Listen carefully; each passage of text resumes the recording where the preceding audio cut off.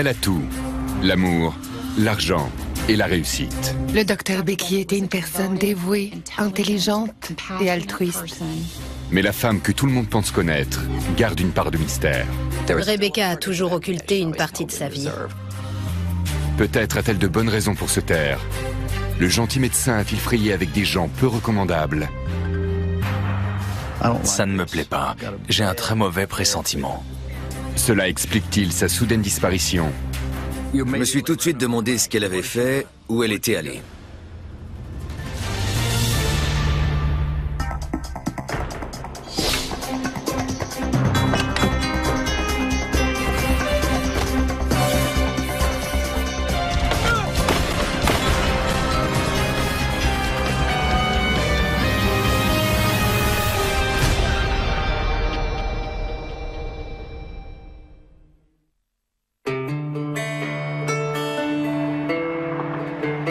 Ozark, dans l'Arkansas, a tout d'une petite ville tranquille.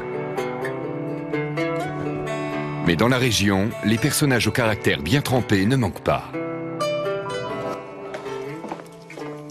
Bonjour, ça va? Ça va. Rebecca Johnson en fait partie. À 53 ans, cette femme surnommée Dr Becky est un médecin très populaire pour plusieurs raisons. Elle faisait rigoler ses patients. Elle leur racontait des blagues. Les personnes âgées avaient l'impression de parler à leur propre fille. Je sais que c'est dur et que vous avez été forte. On va attendre les résultats. On aura de nouvelles données et on pourra décider de la suite. Et juste après, elle pouvait consoler un adolescent en faisant le clown et en blaguant avec lui. Je me souviens quand tu courais partout à 5 ans. Ouais. Son sourire n'est pas provoqué seulement par l'amour qu'elle porte à ses patients. Grâce à de judicieux investissements, elle a transformé son salaire de médecin en une fortune de plusieurs millions de dollars. Son compte en banque lui permet de cultiver son goût pour la mode. Vous savez, c'était le genre de personne à ne jamais faire dans la discrétion. C'était sa vie, son style. Le 17 juin 1992, Stephen Outlaw doit se faire opérer par le docteur Becky à 7 h au Crawford Memorial Hospital.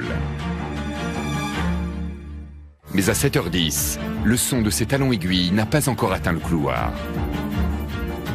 Tout est silencieux. J'attendais. J'ai regardé par la fenêtre et j'ai vu que sa voiture était garée en bas. Du coup, je me suis dit qu'elle était déjà arrivée. Mais j'ai remarqué que les infirmières et les médecins étaient préoccupés. Personne ne me disait rien. La nouvelle voiture de luxe du docteur est garée à sa place. Mais Rebecca n'est pas là.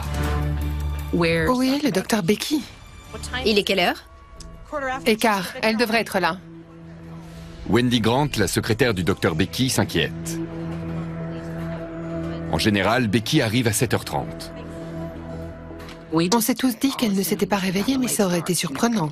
Elle se levait tôt, faisait un peu de sport et venait travailler. Donc on se doutait qu'il s'était passé quelque chose. Quelque chose d'anormal était arrivé, mais on ne savait pas quoi. On se demandait pourquoi elle n'était pas là. Peut-être qu'elle... Qui sait? On ne sait jamais. Elle a sûrement eu un problème. Il n'y a rien de grave. Le mystère s'épaissit quand un appel arrive depuis la maison des Johnson. Ce n'est pas le docteur Becky, mais Kurt Johnson, son 4e mari, qui cherche sa femme. Bonjour Wendy, c'est Kurt. Vous avez vu Becky ce matin? Non? Dans la matinée, il a passé plusieurs coups de fil. Mais personne n'avait vu sa femme. Je voulais savoir si vous aviez eu des nouvelles de Becky ce matin. Salut Kathleen, c'est Kurt. Si tu as des nouvelles de Becky, appelle-moi s'il te plaît. Elle n'est pas allée travailler ce matin. Si tu la vois, dis-lui qu'elle m'appelle au plus vite, d'accord? En début d'après-midi, Kurt appelle la police pour déclarer une disparition. La fouille de la voiture de Becky n'apporte aucun élément sur la raison de son absence.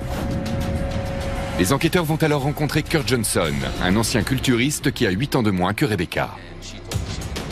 Je vous remercie d'être venu. C'est déjà arrivé qu'elle disparaisse comme ça?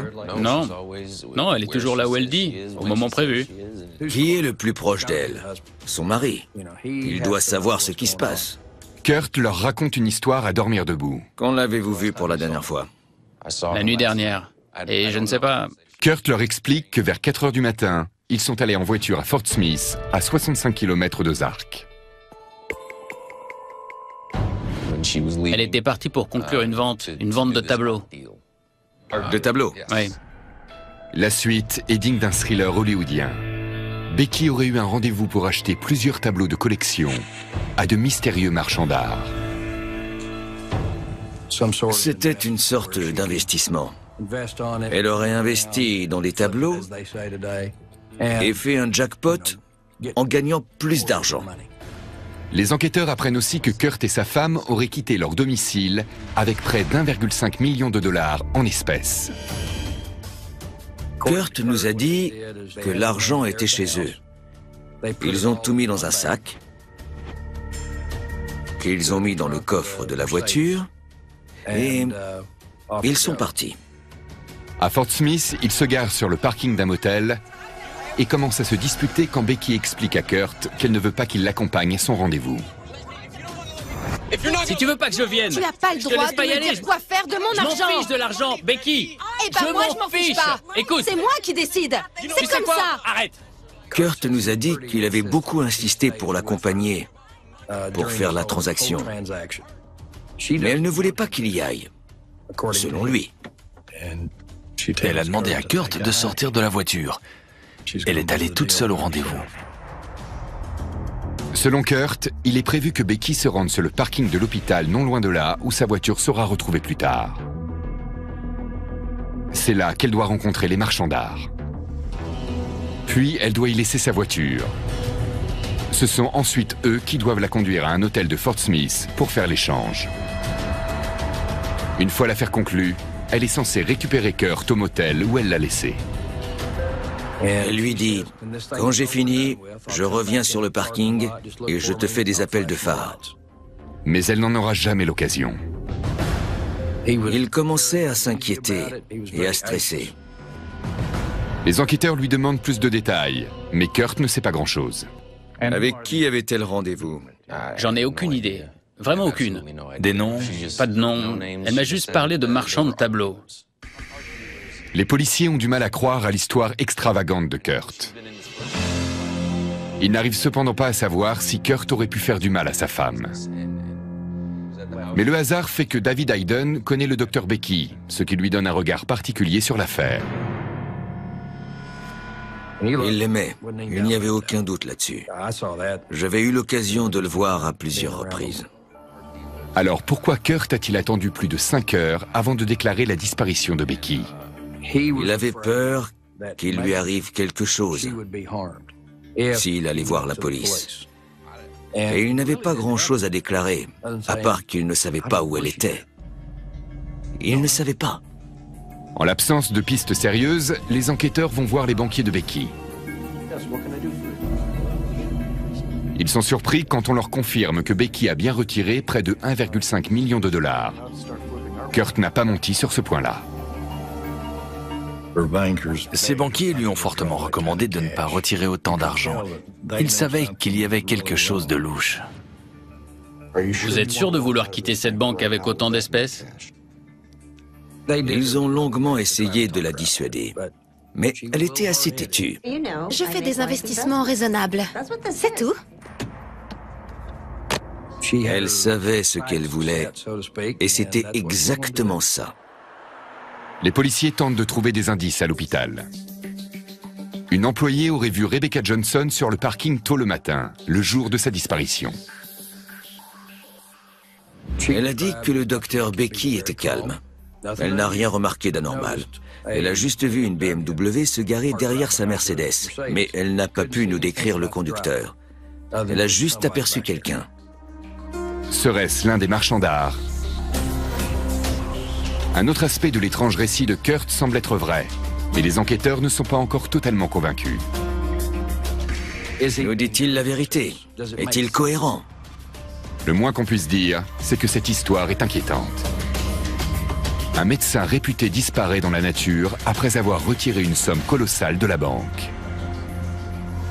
Sa disparition est-elle volontaire? Ou l'enquête va-t-elle révéler des explications encore plus troublantes?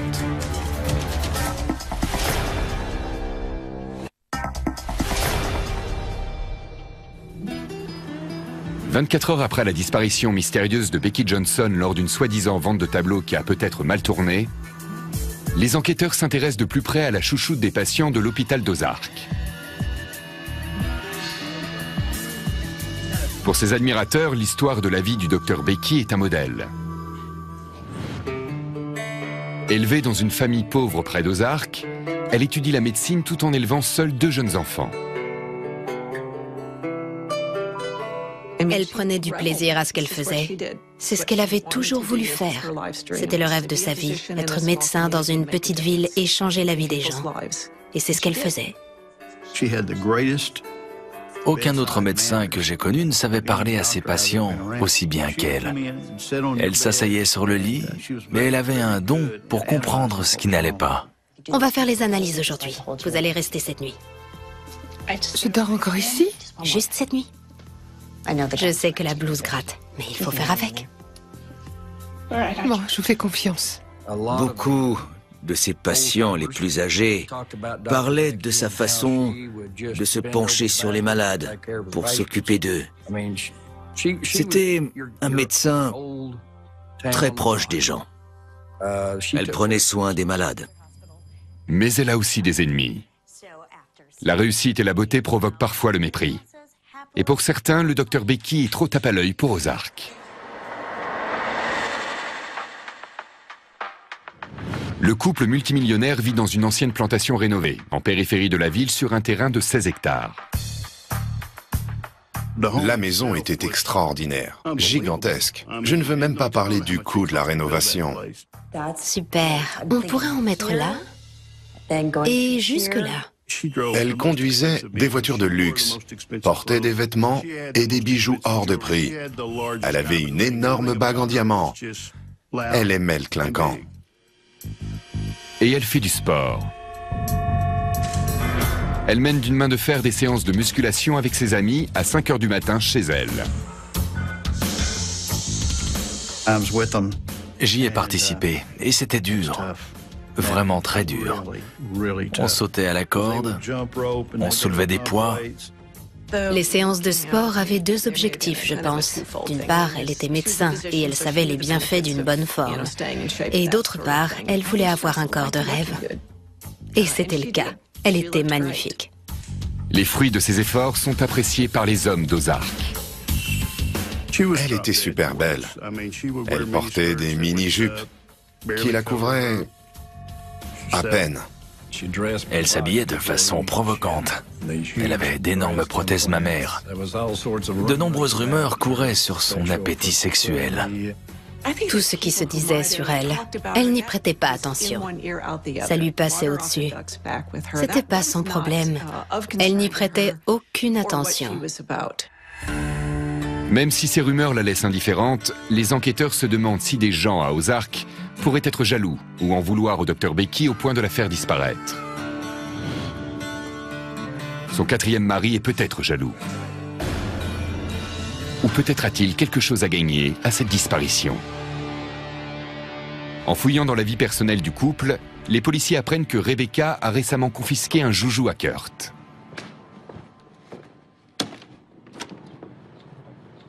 Bonsoir, Monsieur Johnson. Merci de nous recevoir. Messieurs, ravi de vous voir. Il était passionné de pilotage. Sa femme lui avait offert un avion. Mais peu avant sa disparition, elle a voulu le revendre, car elle avait besoin d'argent pour acheter les fameux tableaux. C'était votre avion? En fait, il appartenait à ma femme. On l'utilisait souvent le week-end ensemble. Leur relation est bancale. Dans le couple, Becky mène la barque et les finances. Kurt s'est-il senti humilié et a-t-il voulu se venger de sa femme dominatrice? Vous vous êtes disputé à propos de la vente? Elle m'a dit qu'on devait le vendre, donc je l'ai vendu. Kurt Johnson ne semble pas coupable. Les policiers appellent alors à l'aide leurs collègues des États voisins. Ils leur demandent d'être attentifs à toute personne, morte ou vivante, correspondant au signalement de Rebecca. Merci beaucoup. Parfait, au revoir. Alors? Ça devient intéressant. Ils découvrent que la vie du docteur n'est pas si parfaite qu'elle en a l'air. Elle a connu l'échec dans un domaine. L'usine d'engrais dans laquelle elle a investi beaucoup, elle perd énormément d'argent. Quelques années auparavant, elle a mis de l'argent dans une entreprise d'engrais qui est désormais dans une situation désastreuse. Plusieurs personnes ont essayé de régler ça, de redresser l'entreprise, mais elle continue à perdre de l'argent. Un désastre financier peut amener les gens à commettre un acte désespéré. Et la quantité d'argent que Becky transportait la nuit de la soi-disant vente de tableaux était peut-être une tentation trop forte. Elle s'est peut-être simplement enfuie avec l'argent. Il y a 1,5 million. Les hypothèses crédibles sont maintenant nombreuses. Becky doit peut-être de l'argent à la mauvaise personne. Elle a peut-être dû acheter le silence de quelqu'un avant de disparaître volontairement. Ou l'explication est peut-être beaucoup moins dramatique. Je me suis toujours dit qu'elle avait peut-être juste besoin de partir. Quelques jours. Elle s'est peut-être dit « j'en ai marre, je veux partir » pendant quelques jours pour me remettre les idées en place, puis je reviendrai. Rebecca a disparu depuis 48 heures. J'espérais encore qu'on allait la retrouver, que sa disparition avait une explication surprenante, mais que c'était temporaire. Je gardais espoir. Les chances de retrouver un disparu diminuent rapidement. Il ne reste plus aux enquêteurs que l'espoir que si quelqu'un a fait du mal au Dr Becky, il finira par se trahir. Il laissera bien des traces et on finira par les trouver. Et c'est effectivement ce qui arrive 2 jours après la disparition de Rebecca. Mais ces traces se trouvent loin d'Ozark. À 400 km de là, dans le Tennessee, à l'aéroport international de Memphis. Le 19 juin, un homme se dirige vers le hall des arrivées pour retrouver un passager. Il doit passer sa valise au rayon X. Au passage de la valise, ils ont pu voir qu'elle ne contenait que de l'argent. Les agents de la sécurité laissent passer l'homme. Mais ils appellent la DEA de l'aéroport, la brigade des stupéfiants. Quand ils voient passer une valise pleine de billets de $100, ils ne peuvent pas ne pas réagir. Ça éveille leurs soupçons. L'argent pourrait venir d'un trafic de drogue. Les agents de la DEA suivent l'homme. Ils retrouvent alors une femme qui vient d'arriver de Fort Smith, dans l'Arkansas. Les agents ont décidé de ne pas l'interroger à ce moment-là, mais de voir où ils allaient. Ils suivent le couple jusqu'au parking. Excusez-moi. Messieurs, dames, on pourrait vous parler? Ils veulent en savoir plus sur la raison de leur présence à Memphis. On est en vacances pour quelques jours avec ma femme. L'homme se montre coopératif. Il dit s'appeler Michael Johnson et il est accompagné de sa femme Libby. Il a une réponse toute prête pour expliquer la valise pleine d'argent liquide. Michael Johnson racontait aux agents de la DEA qu'il était très malade, qu'il avait un cancer du côlon et qu'il avait choisi de ne prendre aucun traitement. Et l'argent provenait de sa police d'assurance. J'ai décidé de retirer tout l'argent de ma police d'assurance et de passer le temps qui me restait avec ma femme à dépenser cet argent. C'est pour ça que j'ai tout ce liquide. Vous comprenez que c'est une histoire étrange? Oui, j'imagine.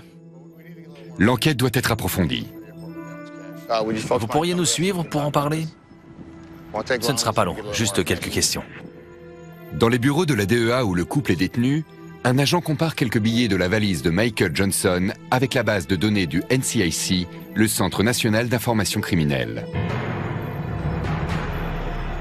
Une information capitale en ressort immédiatement. Les numéros de série correspondent à certains billets d'un retrait de près d'1,5 million de dollars effectué dans une banque de Danville, dans l'Arkansas. Et le propriétaire du compte est le docteur Rebecca Johnson. Les banquiers avaient eu la présence d'esprit de marquer quelques centaines de milliers de dollars afin qu'ils soient enregistrés dans la base de données du NCIC. La DEA fait tout de suite part de la nouvelle aux 2 enquêteurs. C'est compris, d'accord. Hey, ils ont l'argent du docteur Becky. Super, merci beaucoup. C'est qui? Michael Johnson. Quand j'ai appris qu'il s'agissait de Michael et Libby Johnson, j'ai regardé l'inspecteur Best et j'ai dit « Ça doit être l'employé d'assurance du docteur Becky et son mari. » Libby est en effet employée d'assurance dans le bureau de Rebecca depuis 5 ans. Elle et son mari portent le même nom de famille que le docteur Becky, mais ils n'ont aucun lien de parenté. À Memphis, les enquêteurs retrouvent 2 autres sacs pleins d'argent dans le coffre de Michael Johnson. Il y a en tout 1,37 million de dollars. C'est tout juste 100 000 dollars de moins que ce qu'avait Becky le jour de sa disparition. Michael Johnson a-t-il une explication? Il nous a raconté que c'était bien l'argent de Rebecca Johnson, mais qu'elle le lui avait donné. Alors où est-elle? Je ne sais pas de quoi vous parlez. Le couple est arrêté pour vol et est placé en garde à vue. Des policiers de Memphis se rendent au motel où Michael Johnson a logé.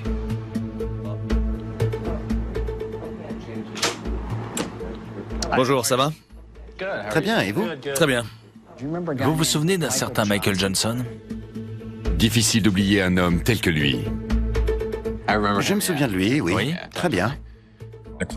L'employé se souvenait de lui parce qu'il avait payé avec des billets de 100 $, qu'il avait sortis d'une grosse liasse. Il a tout payé en liquide, et il avait un énorme paquet de billets de 100 $. Il les a balancés sur le comptoir pour payer. C'était un peu bizarre. Il faisait le malin. La femme de ménage a un autre souvenir de Michael Johnson. Il y avait un problème avec les toilettes. Alors ils ont appelé un plombier. Mais il ne s'agit pas de simples toilettes bouchées. Le plombier est arrivé et a commencé à récupérer des objets appartenant au docteur Becky, comme ses cartes de crédit, sa carte de sécurité sociale, son permis. Vous la connaissez? On dirait que quelqu'un a voulu effacer l'existence de Rebecca. Mais un problème de canalisation dans un motel l'a trahi. Quelques heures après l'arrestation de Michael et Libby Johnson, les preuves qui arrivent à Memphis semblent confirmer les pires craintes des policiers. Les chances de la retrouver vivante devenaient minimes.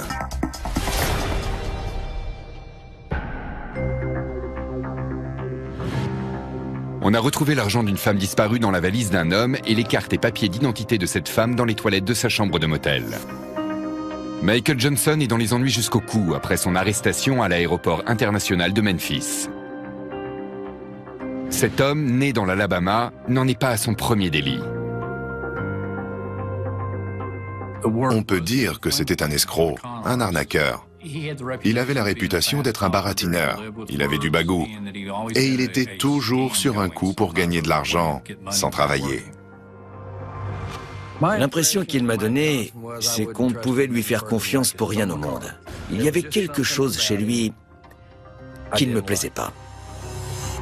Les enquêteurs découvrent qu'un an plus tôt, Michael Johnson s'est rendu à Ozark pour essayer de reconquérir son ex-petite amie Libby. Cette dernière gère le service de déclaration à l'assurance maladie du docteur Becky. J'avais envie de venir voir comment tu allais. Oh, ça alors? D'après les collègues de Libby, Michael a su se montrer convaincant. Il a raconté qu'il avait un cancer. Et il voulait passer les derniers jours de sa vie avec la seule femme qu'il avait jamais aimée. Il l'a demandé en mariage et elle a accepté. Rapidement, malgré sa maladie en phase terminale, Michael se rapproche de la supérieure de sa compagne. Vous êtes à la fois un super docteur et une femme d'affaires intelligente. J'ai fait un peu de recherche et j'ai investi un peu d'argent. Ça m'a rapporté pas mal. D'accord. Mais qu'est-ce qui attire le plus Michael? La personnalité originale du docteur Becky ou son compte en banque bien fourni? La fortune du docteur Becky, même si on enlève le $1,4 million qu'elle avait retiré, s'élevait à 8 millions de dollars. C'était une belle somme. Les enquêteurs comprennent que le scénario est dramatique. Un riche médecin, un arnaqueur charmant et des millions à portée de main. Mais Michael Johnson a une autre version. Hey, gardien! Qu'est-ce qu'il y a? Je veux parler à quelqu'un. 5 jours après la disparition de Rebecca et quelques jours après son incarcération, Michael Johnson se dit prêt à révéler ce qui s'est réellement passé. Je suis plus ou moins devenu son conseiller financier, en gros. Son conseiller financier. Ouais. Quelques mois plus tôt, le docteur Becky lui aurait demandé des conseils. Michael devenait ami avec tout le monde, il était charmeur, il faisait croire ce qu'il voulait. Du moment que c'est lui qui les racontait, les gens croyaient aux histoires les plus invraisemblables. Becky lui confie qu'avec son fils d'un premier mariage, elle a créé une usine d'engrais. Mais elle est à la recherche d'une solution radicale pour régler les problèmes financiers de l'entreprise. Michael Johnson explique à la police qu'il avait de nombreuses idées pour sauver l'entreprise. Dis-moi, qu'est-ce que tu penses de ça? Tu pourrais par exemple vendre ton engrais bio en faisant... Son idée était de fabriquer des tis de golf à base d'engrais, afin de nourrir le sol à chaque frappe. L'engrais se répandrait alors dans la pelouse, et elle l'a cru. Tu pourrais les vendre dans le monde entier. Ça se décompose. Michael aurait pu vendre de la glace à un Esquimau. Il avait réponse à tout. C'était un tea fait à base d'engrais, pour les golfeurs. Super, qu'est-ce qu'en pensait Becky? En fait, vous savez, au début, elle avait beaucoup de doutes. Donc, tu veux mettre mon engrais dans un tee de golf? Voilà. Elle ne comprenait pas comment ça fonctionnait et comment ça allait régler ses problèmes. Tu as une idée de la quantité d'engrais dont on parle? Mais l'idée a commencé à lui plaire, et elle voyait où je voulais en venir. La production était bon marché. Tu n'as rien à faire. On demande à une usine de les fabriquer. D'ailleurs, il y en a déjà une qui fait ça. Michael, je n'ai plus droit à l'erreur. C'est la réussite J'ai déjà garantie. perdu trop d'argent. Les gens vont se les arracher. Si tu les vends à côté de ceux en bois et en plastique, je suis sûr qu'ils choisiront les tiens. Surtout s'ils sont à peine plus chers. Il existe une relation de confiance entre Rebecca et Michael. C'est alors qu'il décide de lui confier un secret. Il y a une chose que je voudrais te dire, et je pense que ça pourrait t'intéresser. Il lui révèle qu'il a des contacts avec la mafia de la Nouvelle-Orléans. Une fois par an, des membres de la mafia traversent la frontière entre les deux États avec des millions de dollars d'argent sale à blanchir. Tu leur montres l'argent, ils t'en montrent le double. Tu prends ton sac et tu t'en vas.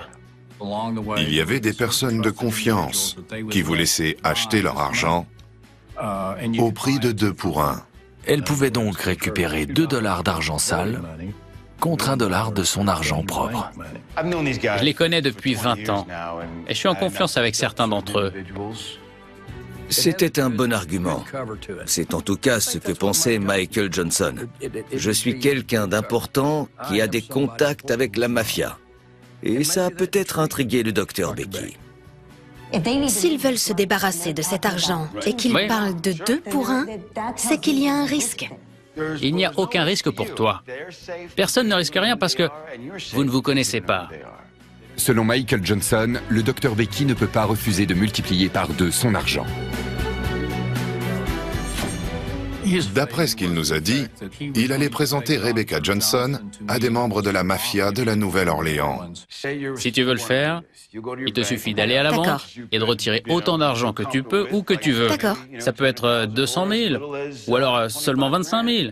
Est-ce que je dois décider maintenant ou j'ai le temps d'y réfléchir? Tu me dis juste quelle est ta somme pour qu'il puisse s'organiser.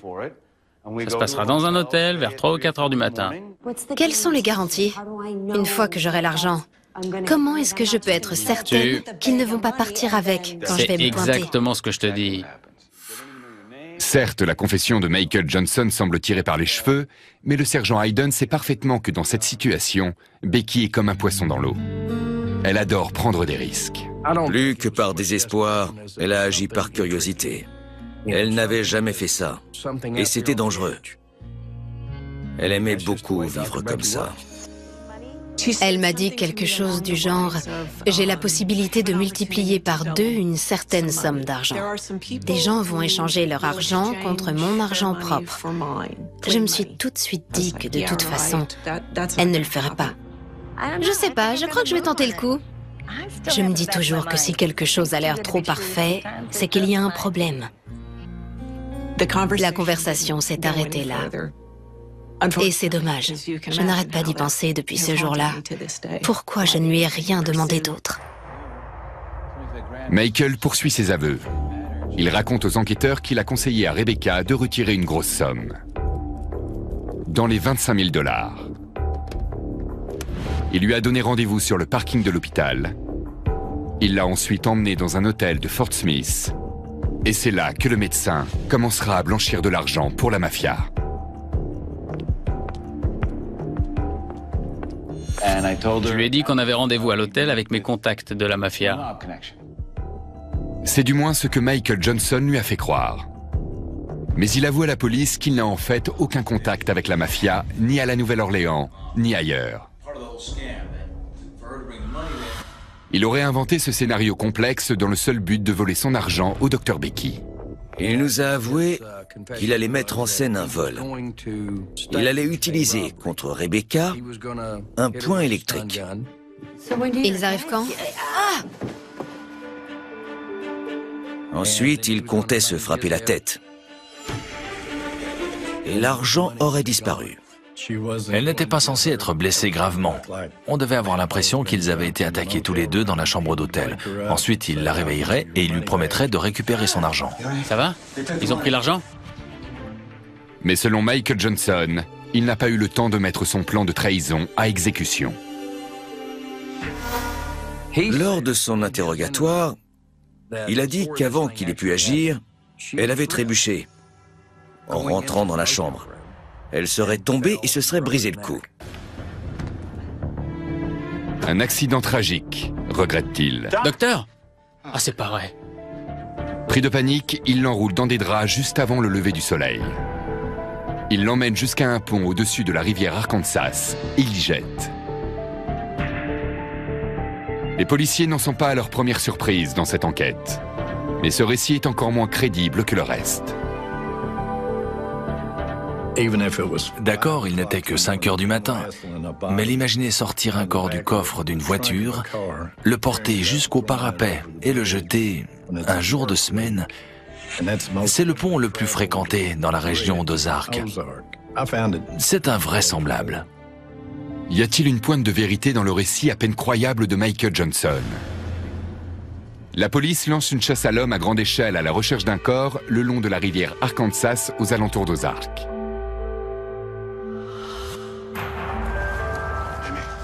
Jimmy, doucement, fais attention. La zone à fouiller est étendue, il va falloir regarder par là. On a cherché pendant 5 jours. C'était fin juin, il faisait chaud. On y était tous les jours. Mais aucune trace de corps n'est retrouvée. Tout du moins, pas dans la région d'Ozark. Mais 11 jours après la disparition du médecin, une épouvantable découverte est faite à 650 km de là. J'ai reçu un appel. Un téléx avait été envoyé dans tous les commissariats du pays à propos d'un corps retrouvé dans le comté de Lauderdale, dans l'Alabama. Un corps a été retrouvé en Alabama.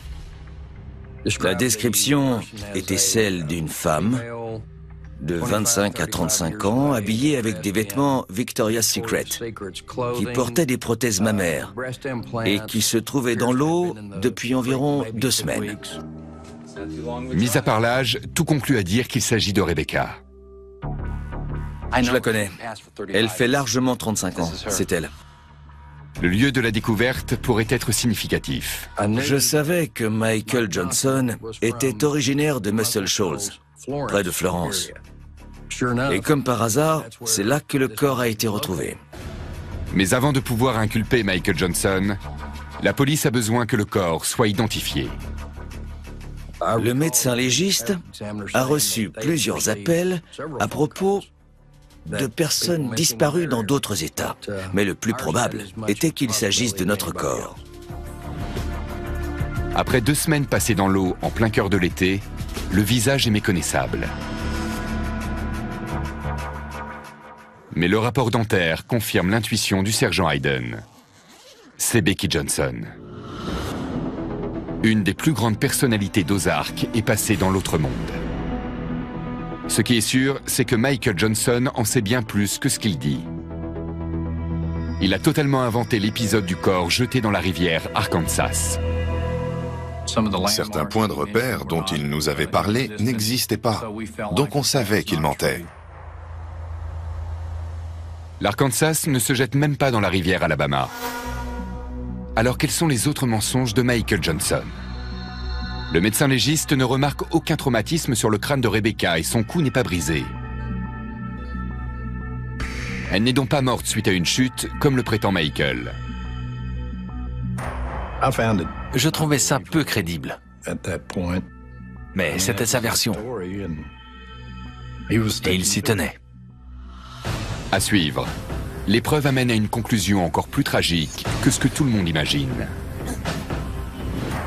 Il avait l'intention de la tuer et de la trahir.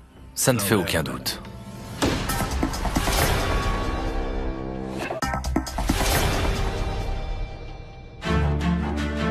Le corps de Becky Johnson a été retrouvé par la police à 650 km d'Ozark, dans l'Alabama. Les enquêteurs mettent la pression sur son assassin présumé, Michael Johnson. Ça suffit, te fiche pas de nous, on te croit pas, tu mens. D'après Michael, Rebecca serait morte après s'être brisé le cou en tombant. Mais l'autopsie révèle que la cause du décès est la strangulation avec un lien, ce qui arrive rarement par accident. Les policiers commencent à perdre patience. Michael Johnson change encore sa version des faits. D'accord. Elle n'est pas tombée. On t'écoute. Il avoue que sa victime n'est pas tombée. Il l'a choquée électriquement. Mais il n'avait pas imaginé que l'ambitieuse Rebecca Johnson apporterait près d'1,5 million de dollars au lieu des misérables 25 000 dont il avait parlé. Elle devait venir avec 25 000 $. C'est tout. J'ai ouvert le sac et il y avait plus d'1 million de dollars, presque 1,5 million. C'était beaucoup trop à cacher. Si je m'en débarrassais, elle serait allée voir la police. Qu'est-ce que t'as fait? Il a dû se dire, pour cette somme, elle ira chez les flics. Il faut que je la tue. Michael Johnson n'a jamais avoué comment il a tué Rebecca. Mais les preuves sont formelles. Ils sont arrivés dans la chambre. Quand il a vu l'argent, il l'a tué. C'est aussi simple que ça. Il avait l'intention de la tuer et de la trahir. Ça ne fait aucun doute. Il lui faut alors effacer ses traces. Il a pris le sac plastique de la poubelle et l'a scotché hermétiquement sur la tête de Rebecca. L'air ne rentrait plus. Il a aussi scotché ses poignets entre eux et il l'a mise dans le coffre de sa voiture. Michael Johnson roule à vive allure jusqu'à Memphis. En route, il appelle son fils. Il lui dit de prendre l'avion jusqu'à Memphis. Quand le fils descend de l'avion, son père l'attend. Michael lui dit qu'il a pas mal d'argent. Il a raconté à tout le monde qu'il avait un cancer en phase terminale et qu'il allait mourir. Il dit à son fils qu'il a investi de l'argent. La bonne nouvelle, c'est qu'on va pouvoir s'acheter des choses. Il est quelle heure là? J'ai pas de montre. Je vais t'en acheter une. On doit rester discret, mais on va pouvoir se faire plaisir. D'accord. On va régler nos dettes, on va repartir sur de bonnes bases, et il nous restera un peu d'argent à dépenser. Tu pourras t'offrir un beau costume. C'est vrai? Peut-être une nouvelle voiture. Michael emmène son fils faire du shopping. Il ne semble avoir aucun remords sur l'origine de sa soudaine fortune. Michael leur a acheté à chacun une Rolex. Puis il s'est acheté une Lexus neuve. Pendant tout ce temps, le docteur Becky était dans le coffre. Il est évident que Michael Johnson est un abruti fini. C'est utile dans ce genre de situation de connaître quelqu'un qui peut se débarrasser d'un corps sans poser de questions. Et Michael Johnson a ce type de fréquentation. Son ex-beau-frère, Kenny. Kenny? Salut. Salut. Un mec sympa, originaire d'Alabama, qui aime la cocaïne et a besoin d'argent. Voilà pour toi. Kenny Glover lui a dit qu'il pouvait se débarrasser du corps. Il connaissait un étang très profond pour le jeter. Le corps disparaîtrait à jamais. Je veux plus en entendre parler, ok? Ouais. Il faut pas qu'on le retrouve ou que quelqu'un reconnaisse le corps. Non, D'accord. je vais faire de la magie.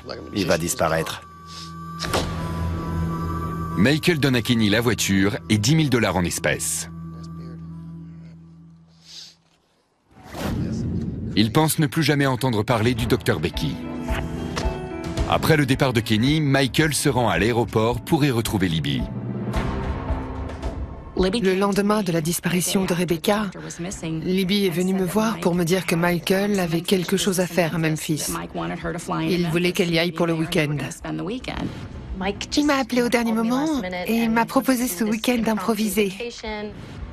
Elle est loin de s'imaginer qu'avant même qu'ils sortent du parking de l'aéroport, la DEA les arrêterait.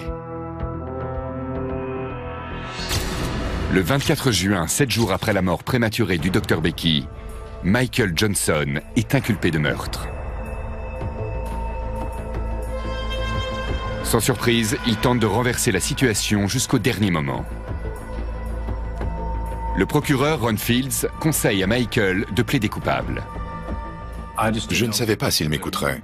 C'était un homme qui disait quelque chose, puis son contraire. Ensuite, il essayait un plan C et un plan D, si le précédent ne marchait pas. On s'est revu le lendemain pour travailler sur sa défense. Et je pensais qu'il changerait d'avis, mais il est resté sur sa position. Michael Johnson est condamné à la prison à vie, sans possibilité de libération conditionnelle.